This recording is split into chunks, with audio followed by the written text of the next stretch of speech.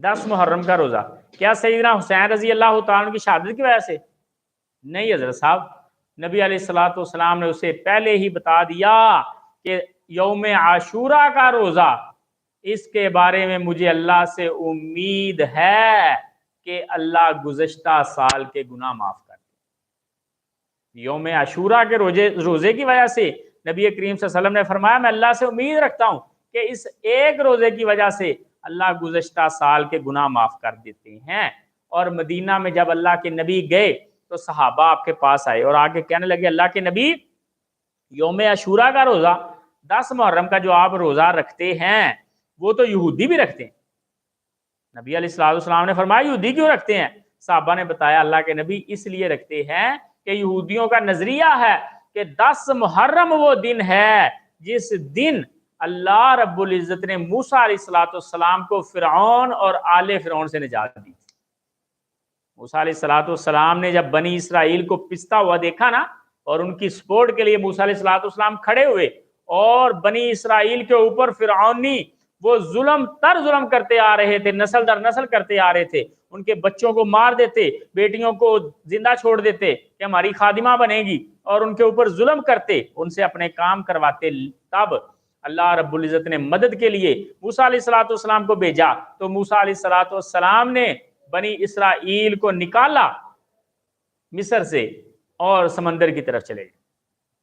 جب سمندر کے کنارے پہ پہنچے تو آگے سمندر، پیچھے فرعون اور اس کی فوجیں۔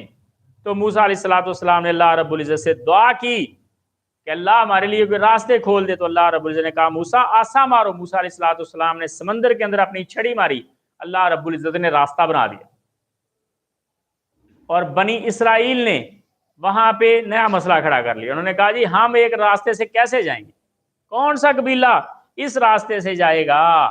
تو تب اللہ رب العزت سے دعا کی موسیٰ علیہ الصلوۃ والسلام نے، اور اللہ رب العزت نے 12 راستے کھول دیے۔ بنی اسرائیل ہر قبیلے کے لیے الگ راستہ، اور بنی اسرائیل سیپریٹ راستوں سے سمندر کے اوپر سے سفر کر رہی، اور سمندر کا پانی رک گیا وہاں پر، اور جناب اوپر راستہ بن گیا اللہ رب العزت کے نبی کا یہ معجزہ۔ اور جب بنی اسرائیل اوپر چلی اور جناب آگے چلی گئی تو فرعون اور اس کی فوجیں پیچھے لگی موسیٰ علیہ الصلوۃ والسلام کے۔ جب وہ سینٹر میں چلے گئے اور انہوں نے سمندر کراس کر لیا، تب اللہ رب العزت کی طرف سے موسیٰ علیہ السلام کو پھر حکم ہوا کہ موسیٰ عصا مارو۔ موسیٰ علیہ السلام نے دوسرے کنارے سے جا کے پانی کے اوپر عصا مارا اور پانی پھر سے چلنا شروع ہو گیا۔ فرعون اور فرعون کی فوجیں اسی پانی میں غرق ہوئی۔ تو یہ دن کون سا دن تھا؟ 10 محرم کا دن۔ یہودی کہتے ہیں ہمیں خوشی اتنی ہے کہ اللہ رب العزت نے ہمارے بڑوں کو فرعون سے نجات دی تھی، ہم شکرانے کا روزہ رکھتے ہیں۔ نبی کریم صلی اللہ علیہ وسلم کو صحابہ نے آگے بتایا کہ اللہ کے نبی یہ معاملہ ہے۔ نبی کریم صلی اللہ علیہ وسلم نے فرمایا موسیٰ میرا بھائی تھا، میرا زیادہ حق ہے کہ میں اپنے بھائی کی نجات پہ روزہ رکھوں، میں بھی 10 محرم کا روزہ رکھوں۔ لیکن ایک اور مسئلہ ہے ساتھ کہ یہودیوں کی مخالفت بھی کرنی ہے۔ دین اسلام میں یہ حکم ہے کہ آپ کے سیپریٹ مسائل ہیں، یہودیوں کے سیپریٹ مسائل ہیں، آپ اگر ان کے ساتھ ملتے جلتے عمل کرنا شروع کر دیں گے تو ایسے لگے گا جیسے دین کاپی کیا گیا یہودیوں سے۔ تو دین اسلام نے اس کی اجازت نہیں دی موافقت کرنے کی، فرمایا کہ ان کی مخالفت بھی کرنی۔ تو نبی علیہ الصلوۃ والسلام نے فرمایا آئندہ سال اگر میں زندہ رہا تو میں 9 کا روزہ رکھوں گا۔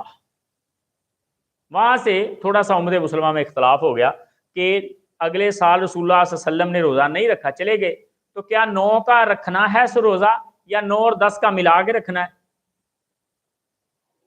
اس مسئلے میں اختلاف ہو گیا۔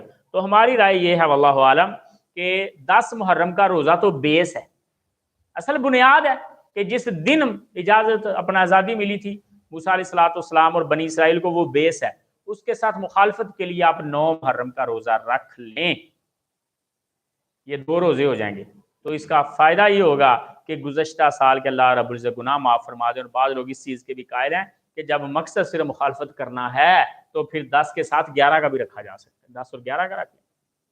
تو یہ خاص روزہ ہے محرم کے مہینے میں، باقی محرم کے مہینے کے عام روزے پورے محرم میں آپ جب مرضی نفلی روزے رکھ سکتے ہیں، واللہ اعلم۔